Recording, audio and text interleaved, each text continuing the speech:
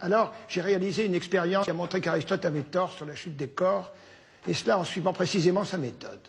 Il disait que la chute d'un corps était proportionnelle à sa masse, autrement dit qu'un objet lourd tombe plus vite qu'un objet léger. Mais ça, tout le monde peut le voir. Plus un objet est lourd, plus il tombe vite. Vous croyez? Bien sûr. C'est comme pour l'explication du jour et de la nuit. Vous vous efforcez de nier l'évidence, Galilée. Vous nous prenez pour des simples d'esprit. Et vous nous racontez n'importe quoi. N'importe quoi? Bien sûr. N'importe quoi. Eh bien, moi, je dis que les objets, s'ils sont quelque peu massifs, tombent tous à la même vitesse, quel qu'en soit le poids, et je vais vous le démontrer. Vous permettez?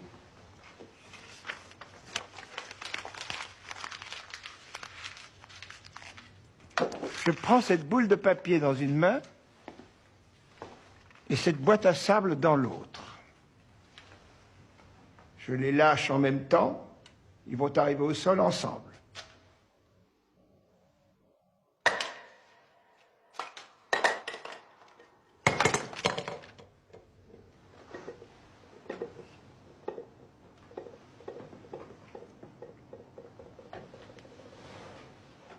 Vous pouvez recommencer? Très volontiers. Je reprends les deux mêmes objets. Regardez bien. Mais quelle diablerie utilisez-vous? Je n'utilise aucune diablerie. Faites l'expérience vous-même.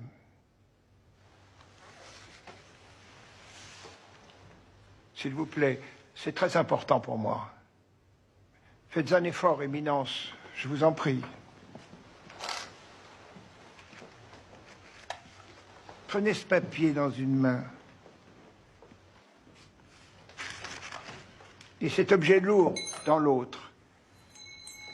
Levez-vous, Éminence, s'il vous plaît.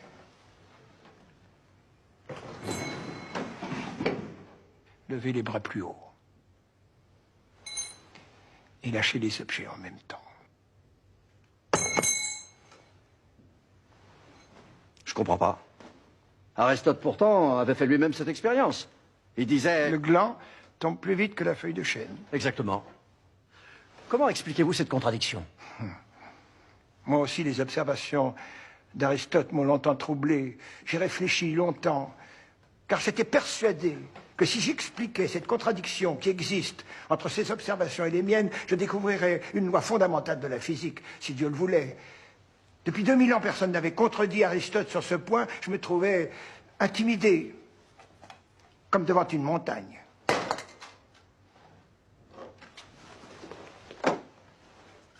Et puis un matin, j'ai eu tout à coup une illumination. Je m'écriais « Eureka !» Oui, comme Archimède. J'ai trouvé, Aristote avait oublié une donnée essentielle, la résistance de l'air. La feuille de chêne est plate et légère. Lorsqu'elle tombe, l'air agit sur elle pour l'empêcher de tomber. Tout comme l'air agité qu'on appelle le vent entraîne la feuille à volter. Le gland, lui, au contraire, est compact. L'air n'a pas de prise sur lui, ou très peu. Sa chute est libre.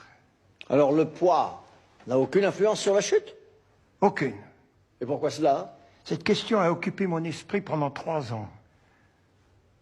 Voici ce que je crois avoir compris. Le fait que le poids n'ait aucune influence sur la chute est le résultat de 2 principes, de 2 forces qui s'opposent. D'un côté, la force d'inertie, qui fait qu'un objet au repos tend à y rester, et que plus il est lourd, moins il bouge facilement.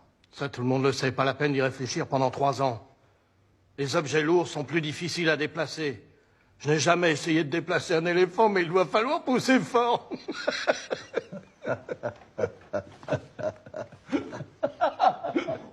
Bien sûr, plus ils sont lourds, moins ils bougent. Mais d'un autre côté, nous avons ce que j'appellerais la force de gravité, force mystérieuse qui attire tous les objets à la surface de la Terre vers les profondeurs terrestres. C'est pour ça que les objets tombent. Et plus ils sont lourds, plus ils tombent vite.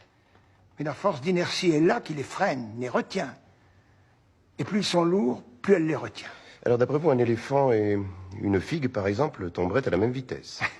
Mais oui, la force d'attraction de la Terre s'exerce plus fortement sur l'éléphant que sur la figue, parce qu'il est plus lourd. Mais dans le même temps, la force d'inertie s'exerce également plus fortement sur l'éléphant que sur la figue, parce qu'il est plus lourd. Alors les deux forces s'annulent. Mais oui, les deux forces s'annulent, et la vitesse d'un corps quand il tombe ne dépend pas de sa masse. Votre raisonnement est difficile à suivre. Et plus encore à croire.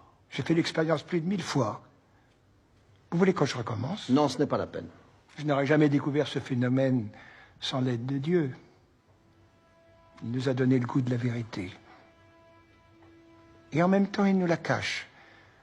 Il a fondé les lois de la nature en utilisant le langage secret qu'on appelle les mathématiques, mais c'est à nous de découvrir ces lois et de déchiffrer ce langage.